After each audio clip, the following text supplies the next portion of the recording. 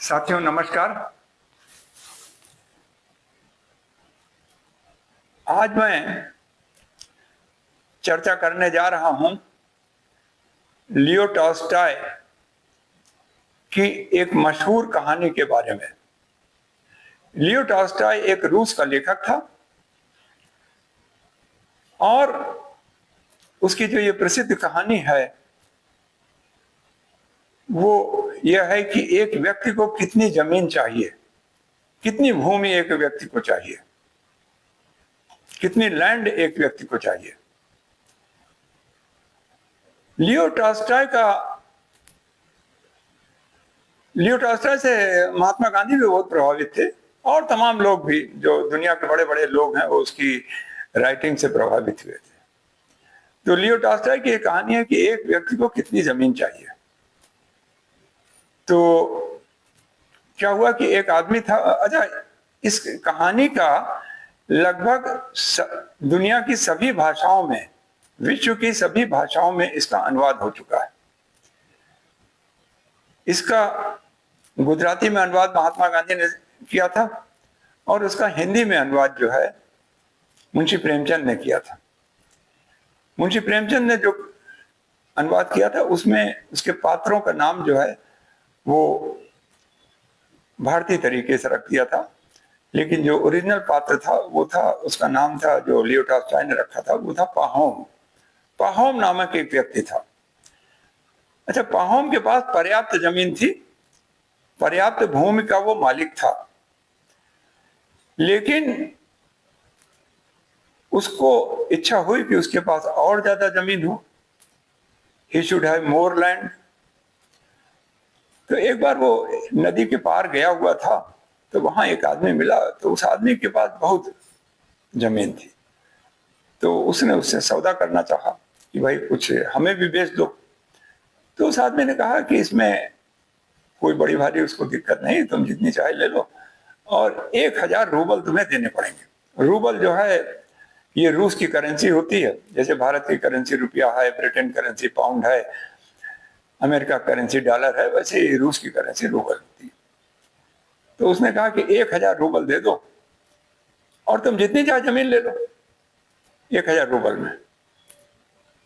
तो पाहोम जो था वो उसने सोचा कि इससे सस्ता सौदा तो कहीं मिलेगा नहीं, कि 1000 रूबल में जितनी चाहे ले लो। तो उस व्यक्ति ने एक शर्त रखी कि तुम एक जगह से चलो और शाम तक, सूर्यास्त तक उसी जगह लौट आओ, तो इस बीच तुम जितनी जमीन कवर करोगे वो सब तुम्हारी। तो पाहोम तैयार हो गया। तो अगले दिन पाहोम वहां पहुंचा और अपने नौकर के साथ, और एक जगह उसने जमीन पर खूंटा गाड़ दिया।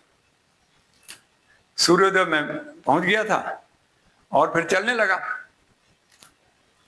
पहले धीरे धीरे चल रहा था, फिर तेजी से चलने लगा और तेज हुआ। जो जो सूरज ऊपर आता गया तो वो उसके कदमों में तेजी आती गई, और फिर वो उसको सूर्यास्त तक उसी जगह लौटना था। तो फिर जो है वो और तेज जो है दौड़ने लगा। खैर किसी तरह से वो सूर्यास्त तक उसी जगह लौट आया जहां उससे उसने यात्रा शुरू की थी, उसी खूंटे तक लौट आया। तो सब लोग उसकी जय जयकार करने लगे, ताली बजाने लगे। उसका नौकर भी ताली बजाने लगा कि मतलब उसने तो ये किला जीत लिया है। तो लेकिन पाहोम बहुत थक गया था। वो जब लौट कर अपने खूंटे तक आया जहां से उसने यात्रा शुरू की थी, तो वो गिर गया। उसके मुंह से फेना निकलने लगा, तो और वो बेहोश हो गया। तो उसका जो नौकर था उसने उसको उठाने की कोशिश की और उसको होश में लाने की कोशिश की, लेकिन पाहोम होश में नहीं आया और वो मर गया। फिर उसके नौकर ने एक 6 फीट का गड्ढा खोदा और उसमें पाहोम को गाड़ दिया गया। कहने का मतलब यह है कि पाहोम को सिर्फ 6 फीट जमीन की जरूरत थी, उसमें वो गाड़ दिया गया। कहानी का लबोलुआब ये है, पूरा सारांश ये है, उसकी जो मॉरल स्टोरी है वो ये है कि आदमी का लालच कभी समाप्त नहीं होता। उसके पास चाहे जितना भी पैसा हो जाए, जितना भी धन हो जाए, जितनी भी जमीन हो जाए। आज दुनिया में तमाम जगह देखिए लड़ाइयां हो रही, जमीन के लिए हो रही। वो उसकी भूमि पर कब्जा किए ले रहा है, वो उसकी भूमि पर कब्जा किए ले रहा है। और अच्छा, जो लियो टॉल्स्टॉय जो था, ये बहुत पैसे वाला था कभी, और इसने अपनी सारी धन दौलत छोड़ी थी लेखन के लिए। सबको छोड़ के उसने लेखन का कार्य जो है शुरू किया था, और बड़े मशहूर नावल लिखे, प्रसिद्ध नावल लिखे, जिसमें वार एंड पीस था, अन्ना करनीना था, वगैरह वगैरह, और तमाम लघु कथाएं लिखी, शॉर्ट स्टोरीज लिखी। तो इसको 2-3-4 बार इसका नोबेल प्राइज के लिए जो है नॉमिनेशन हुआ, लोगों ने इसको नॉमिनेट किया।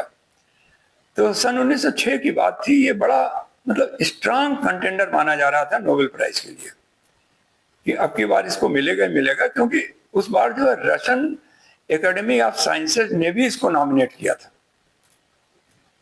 रूस की जो एकेडमी ऑफ साइंस थी उसने भी इसको नॉमिनेट किया था, और ये माना जा रहा था कि अब की बार इसको नोबेल प्राइज मिल जाएगा।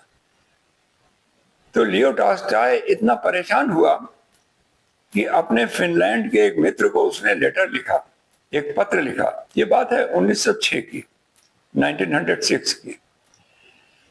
उसने पत्र लिखा कि भाई नोबेल प्राइज कमेटी जो है उसको समझाओ कि हमको नोबेल प्राइज न दें। और उसने कारण भी बताया। उसने कहा कि मेरे पास अगर वो नोबेल प्राइज दे देंगे तो मैं इतने पैसे का करूंगे क्या। नोबेल प्राइज की आज की कीमत करीब 10 करोड़ प्लस है, यानी 10 करोड़ से थोड़ा ज्यादा। तो उस समय भी बहुत ज्यादा रही होगी। तो उसने कहा इस पैसे का मैं कुछ नहीं कर सकता, तो इसलिए मुझे ये भार न दें, किसी और को दे दें।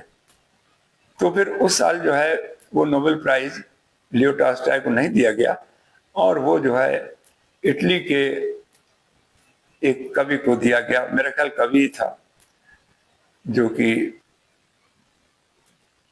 तो साथियों, ये बात तो हुई लियो टॉल्स्टॉय के बारे में और उनकी कहानी कि एक व्यक्ति को कितनी जमीन चाहिए, इसके बारे में। हमारे सनातन धर्म में तो एक जगह नहीं, अनेक जगह ये लिखा हुआ है कि कोई भी व्यक्ति अगर अपनी उपयोगिता से अधिक कोई चीज रखता है, कोई भी चीज, अपनी जरूरत से अधिक कोई भी संपत्ति रखता है, किसी प्रकार की भी संपत्ति रखता है, उसमें जमीन भी शामिल है, तो वह उसको कष्ट ही देने जा रही है, उसकी शांति को भंग कर देने वाली है। इसके उदाहरण आपको तमाम समाज में नजर डालेंगे तो मिल जाएंगे। तो मित्रों, आज के लिए बस इतना ही। नमस्कार।